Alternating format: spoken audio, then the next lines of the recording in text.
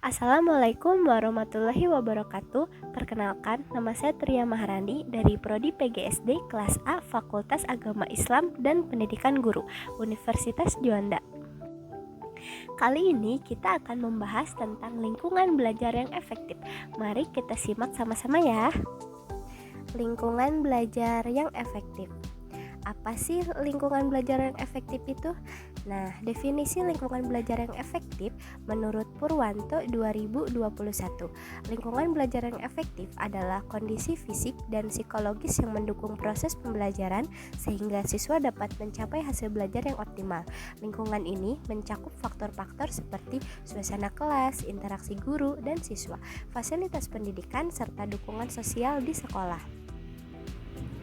Mengapa lingkungan belajar yang efektif sulit tercapai di beberapa sekolah? Ada beberapa faktor diantaranya. 1. Rendahnya tingkat keterlibatan siswa dalam pembelajaran di kelas disebabkan oleh suasana belajar yang tidak kondusif, menurut Dewi 2021. Lalu yang kedua, kurangnya dukungan fasilitas pendidikan yang memadai seperti ruang kelas yang terlalu penuh dan alat bantu belajar yang terbatas, Rahmat 2020. Lalu yang ketiga, minimnya pemahaman guru terhadap pentingnya membangun lingkungan belajar yang mendukung, baik secara fisik maupun psikologis, Mega 2022. Lalu ada komponen lingkungan belajar yang efektif seperti kondisi fisik, yaitu ruang kelas yang bersih, tertata rapi dan nyaman dapat meningkatkan konsentrasi siswa belajar. Lalu pencahayaan yang cukup dan ventilasi yang baik memainkan peran penting dalam menciptakan suasana belajar yang mendukung, Rahman 2020. Lalu ada juga interaksi sosial, yaitu hubungan yang baik antara guru dan siswa menciptakan suasana belajar yang inklusif dan mendorong partisipasi aktif, Andini 2021.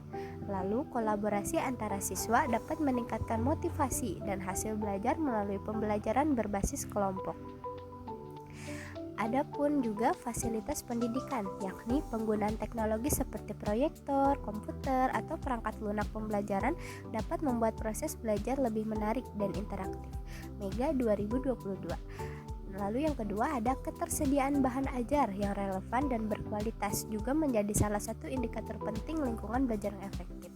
Lalu yang terakhir ada dari aspek psikologis, yaitu lingkungan yang mendukung kesehatan mental siswa seperti suasana kelas yang positif dan minim tekanan, membantu siswa belajar lebih baik, Dewi 2021.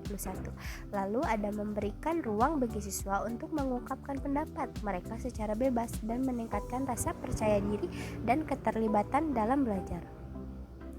Penyebab permasalahan dari lingkungan belajar yang efektif ada beberapa faktor, yaitu kondisi fisik, seperti ruang kelas yang tidak tertata dengan baik dapat mengurangi fokus siswa, Teguh 2020.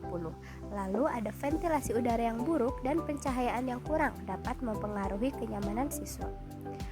Lalu ada bagian dari interaksi sosial, seperti menurut Andini 2021, guru yang kurang menggunakan pendekatan komunikatif membuat siswa merasa terisolasi.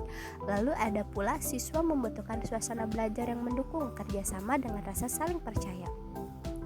Lalu yang terakhir ada fasilitas pendukung, yaitu menurut Rahman 2020, ketersediaan media pembelajaran seperti proyektor, bahan ajar interaktif, atau buku panduan masih terbatas di beberapa sekolah.